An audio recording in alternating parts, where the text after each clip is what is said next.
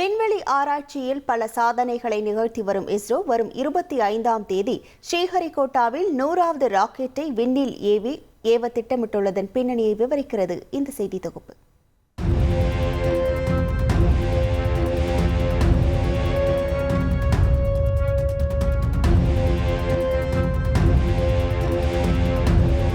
இந்திய விண்வெளி ஆராய்ச்சியில் பல முக்கிய மைல்களை அடைந்து வருகிறது இஸ்ரோ அமைப்பு.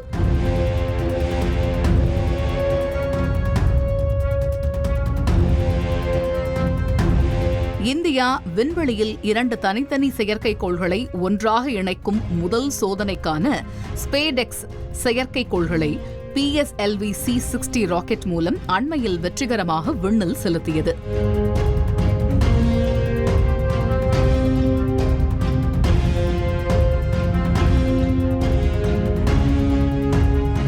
தற்போது 2025ஆம் ஆண்டு புத்தாண்டில் தனது 100வது திட்டத்தை செயல்படுத்த உள்ளது இஸ்ரோ.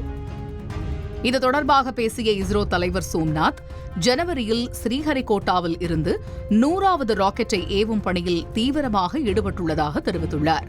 இது GSLV F-16 ரக ராக்கெட் ஆகும்.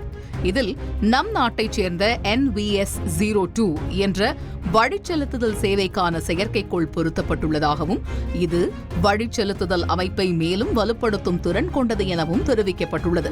இதற்கான விழாவில் பிரதமர் நரேந்திர மோடி, மத்திய அறிவியல் தொழில்நுட்பம் மற்றும் புவி அறிவியல் துறை மந்திரி டாக்டர் ஜிதேந்திர சிங் உள்ளிட்டோரை அழைத்து விழாவை வெகு விமரிசையாக நடத்த முடிவு செய்யப்பட்டுள்ளது. இதற்கான பணிகளில் விஞ்ஞானிகள் தீவிரமாக ஈடுபட்டு வருகின்றனர். இதுகுறித்து இஸ்ரோ மூத்த விஞ்ஞானிகள் கூறுகையில், இஸ்ரோ 2025இல் GSLV மூலம் நேவிகேஷன் செயற்கைக்கோள் NVS-02ஐ ஜனவரியில் ஏவுவதுடன் பல மிஷன்கள் திட்டமிடப்பட்டுள்ளதாக தெரிவித்துள்ளது. தந்தி டிவி செய்திகளுக்காக செய்தியாளர் ராமச்சந்திரன்.